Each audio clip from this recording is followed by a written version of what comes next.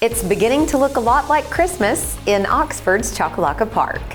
We are in the midst of a stretch of fine weather here in East Alabama, but that could be ending with a little bit of rainfall on the way. We'll talk about the complete forecast coming up. Coming up in sports, a couple teams clinched a spot in the regionals for volleyball, and more area tournaments continue tonight. EAN Local News starts now.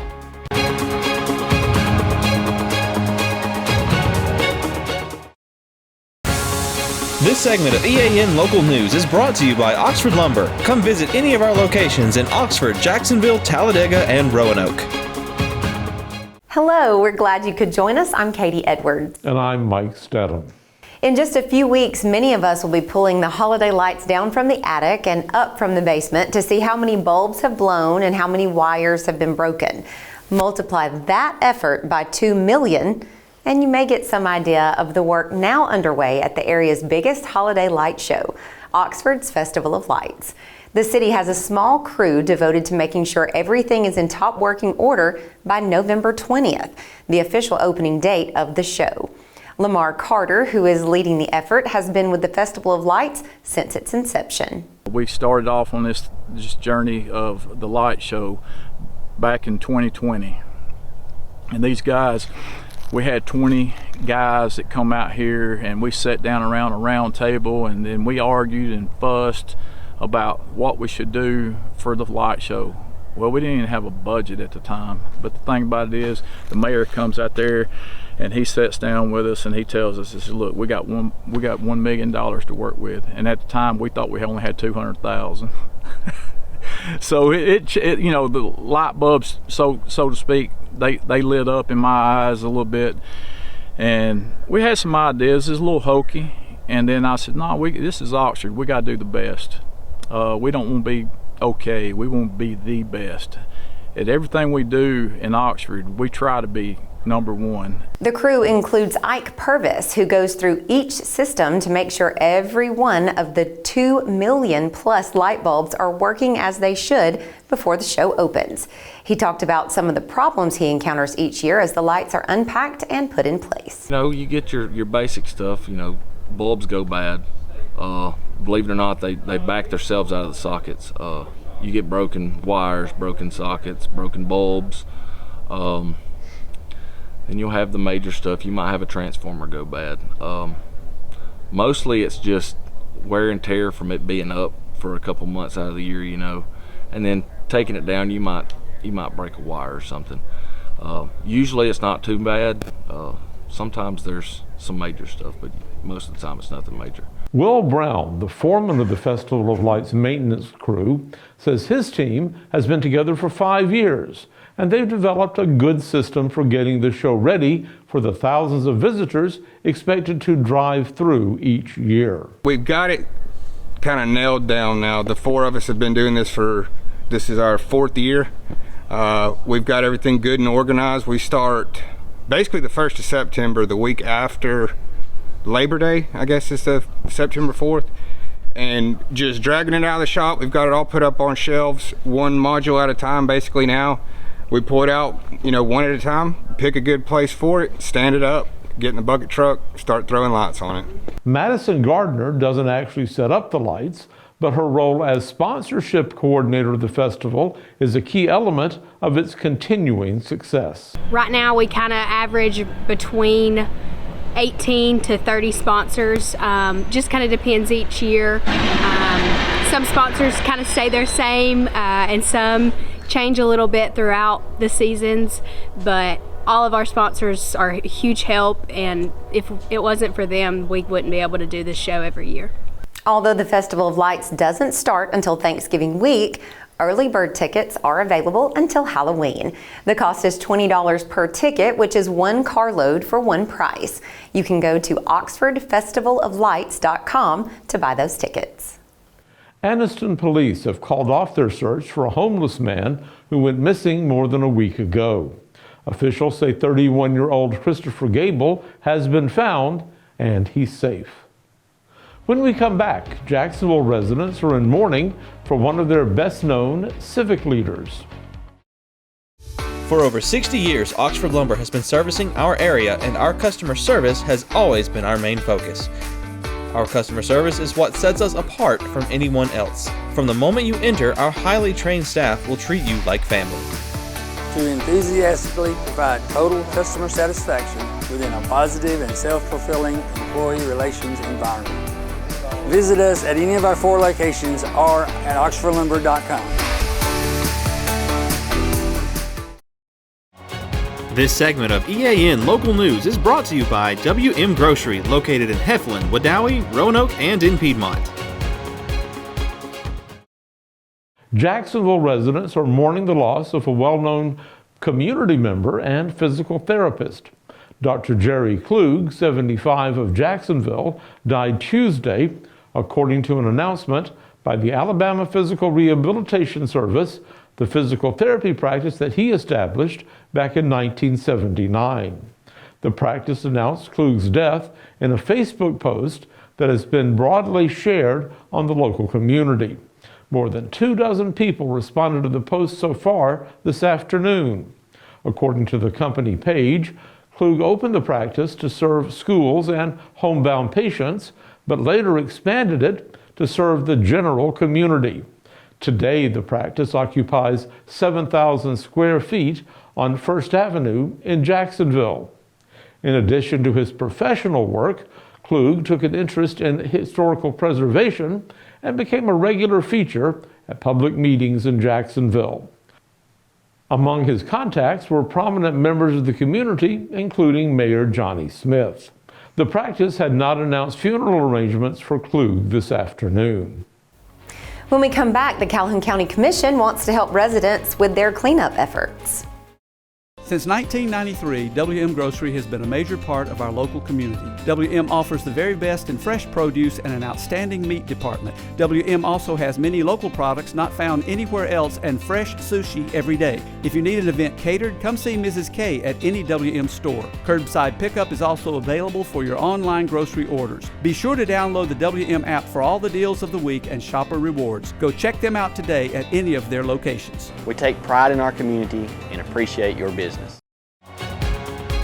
This segment of EAN Local News is brought to you by Waldrop Manufacturing, metal buildings made right here in Calhoun County. The final free dump day of the year has arrived. County residents can dispose of unwanted materials free of charge this Saturday from 7 a.m. until noon. Just remember that this free dump day is for Calhoun County residents only. There is a charge for household garbage and tires, and the next free dump day will not be until January of 2024. And of course, you want nice weather if you're going to go out to the city dump and get rid of things. Yes. Last time I went, there was about 3 inches of mud out there. No fun at all. No, we want the rain to stay away. Right. Let's check with John Holder, who joins us now in the EAN Weather Center, to see if that will be the case. John? Mike and Katie, good news. No rain in the forecast for Saturday for the free dump day, so it should be dry out there. We'll complete the forecast for all of East Alabama for the rest of the work week and for the weekend coming up. For metal buildings in Alabama and the Southeast, Waldrop Manufacturing is your one-stop source. A Waldrop metal building provides the coverage and protection your investments need. They specialize in carports, RV covers, portable buildings, and storage buildings. Stop paying rent for storage. With Waldrop's price per foot, you can actually save money by buying straight from the manufacturer. Waldrop buildings are guaranteed because Waldrop manufactures buildings with U.S. steel right here in Calhoun County. Waldrop Manufacturing, serving the entire Southeast. Give them a call today. A much warmer day today across East Alabama, but still temperatures below the average. 72 for the high today. Our average is 75. Another very cold morning this morning. We were down at 43 degrees, well below the average of 51. Record high temperature 89. The record low freezing, and the sun rising at 6:51 tomorrow morning. Sun setting tonight just after 6 o'clock at about 6:06 this evening. Weather on your street for a Wednesday night. Going to take you out to Roebuck Water Street on the east side of Jacksonville. Not quite as cold tonight. Everyone going to see 40s again, but instead of low 40s, we're going to see upper 40s in Jacksonville and the rest of East Alabama coming up overnight tonight. During the day on Thursday, increasing clouds on Keith Avenue in East Anniston. This will be a deal where we'll start off with sunshine in the morning, and then by the afternoon, probably mid to late afternoon, those clouds will start streaming into East Alabama ahead of our next system. It's still going to be very warm tomorrow at 72 degrees. And for the start of the weekend, as we get into Friday night in that time frame, we'll tell you that we've got rain in the forecast early in the day on Friday. That will be out of here by lunchtime, then clearing skies in the afternoon. Jacksonville Street up in Cleburne County and Edwardsville, you're going to see 70s for highs and 50s for lows, not only for the rest of the work week, but into the weekend as well. Some very fine weather coming as we begin the weekend here across East Alabama. The 7-day forecast, pretty good. There's going to be about a 12-hour window from late tomorrow night into late Friday morning where we're going to see some showers. We could see as high as a 70 or 80% chance of those showers late tomorrow night into the morning hours, the early morning hours on Friday. We think, though, that the rain will be out of here probably by late morning, certainly by lunchtime. Friday afternoon, sun will return. We'll have a dry night for Friday night high school football. We'll have a dry day, as we mentioned, on Saturday coming up, and very pleasant. Look at these temperatures in the 70s, low 70s tomorrow and Friday, mid 70s on Saturday. As a matter of fact, that's looking like the best day weather-wise coming up is during the day on Saturday. We'll keep temperatures in the low 70s for the most part all the way through the weekend, the early part of next week. Temperatures mainly in the 50s. There'll be one cool morning again where we're dropping down into the 40s again. That will be on Monday morning.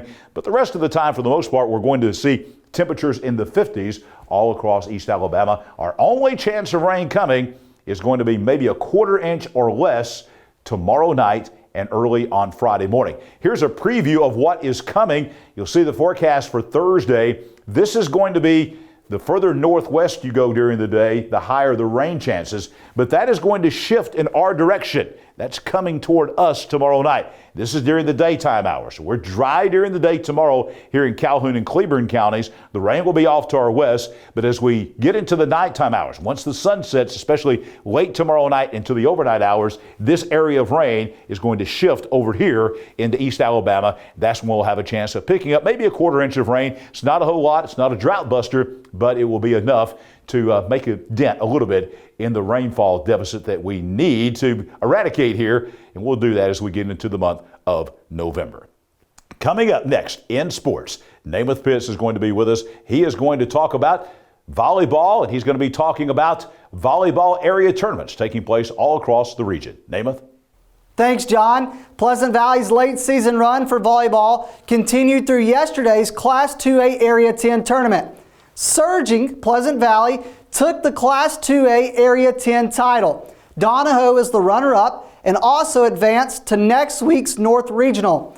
Coach Dana Bryant is in her last season as the head coach of the Pleasant Valley Raiders. Yesterday was her last area tournament that she will coach the Raiders. She coached them to victory over Rambert in 3 sets to reach the finale, where they then beat Donahoe in 4 sets. Again, Pleasant Valley and Donahoe finished 1 and 2 yesterday and advanced to next week's North Regional.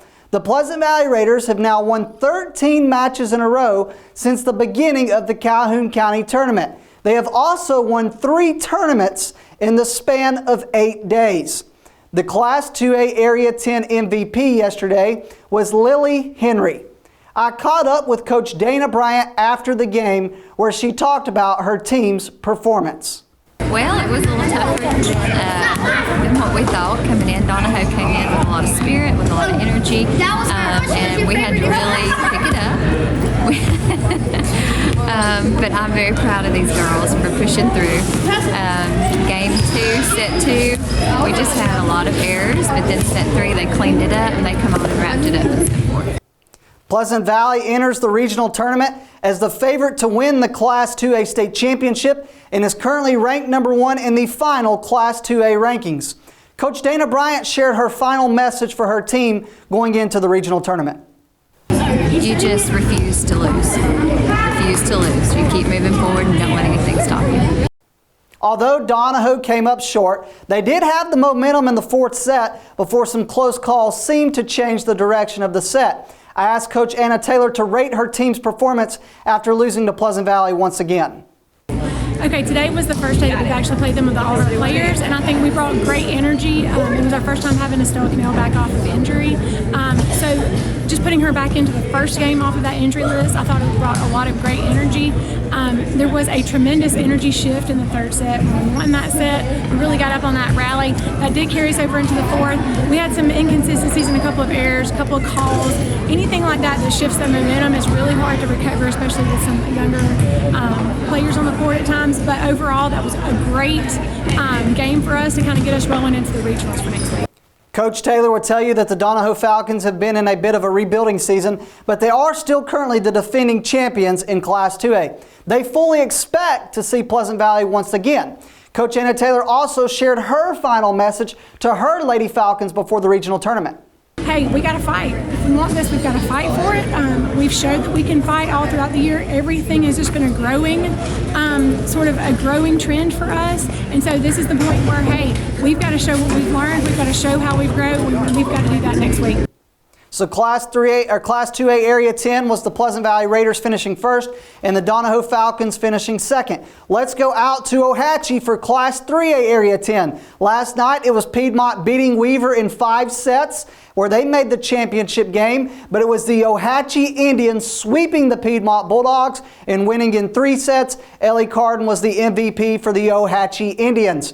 The Class 4A Area 8 yesterday. Talladega and Hanley went to 5 sets, but it was Talladega winning in 5 sets, and then Montford beat Talladega in a sweep. They won in 3 sets, winning the Class 4A Area 8. Montford and Talladega, Ohatchee and Piedmont both advance to the regional tournament next weekend. Now let's look forward to today. Oxford and Gadsden City just played a little bit earlier up in Fort Payne in Class 6A Area 13. Now number 1 Fort Payne is playing the winner in a winner-take-all, and the final 2 teams in that Class 6A Area 13 will advance to regionals. White Plains and Cleburne County played a little bit earlier today as well in 4A Area 10 at Jacksonville. Number 1 Jacksonville is currently playing the winner, and the winner of that will be the number 1 seed. The loser, the runner-up, will advance as well. So Jacksonville, the number 2 seed, along with Fort Payne and the number 2 seed there, will advance to regionals. That's it for EA and local sports. Let's go back over to Mike and Katie. Thanks for the update, Namath, and thank you for watching today. You can find us here online every weekday on either Facebook or YouTube, or you can go to our website, eastalabamanow.com. Just go to the video feed and watch us whenever it's convenient for you. We'll see you back here Thursday for your news on your schedule.